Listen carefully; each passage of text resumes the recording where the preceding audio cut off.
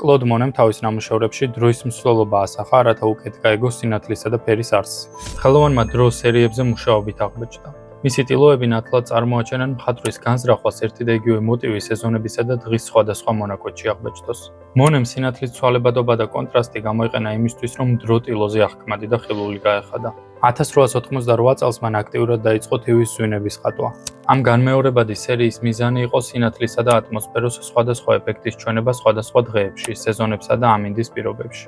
მან ყურადღება პეიზაჟების ფრაგმენტებზე გაამახვილა. დღის განმავლობაში სინათლის ვარიაციები შეისწავლა, დილის ნათება, შუადღის მზის სხივები და საღამოს ცა. ზოგიერთ ნახატში მონე ასევე ხატავდა სინათლისა და თითოეული სეზონისა და ამინდის პირობებისთვის დამახასიათებელი ფერების ეფექტებს. თავის სერიაში ცვალებადი საათების, დღეებისა და სეზონების დაკვირვებით მონე ყურადღებას ამახვილებდა იმაზე, რაც მას ყველაზე მეტად იპყრობდა, სინათლის ეფექტებზე. ამ ეფექტების დახატვის მცდელობით ის ცდილობდა წარმავალის დაფიქსირებას. სწორედ ამიტომ იყო მის მიერ არჩეული ობიექტები ყოველთვის მარტივი. მხოლოდ სინათლეს და ფერს ჰქონდა მნიშვნელობა. ობიექტები შეიძლება ბუნდოვნადაც კი გამოიყურებოდეს, მაგრამ ხშირად რამდენიმე შტრიხი სრულიად საკმარისია ფორმის ესკიზისთვის. ეს ნახატები იდეალურად ასახავს იმპრესიონისტების მიერ ფერის აღქმას.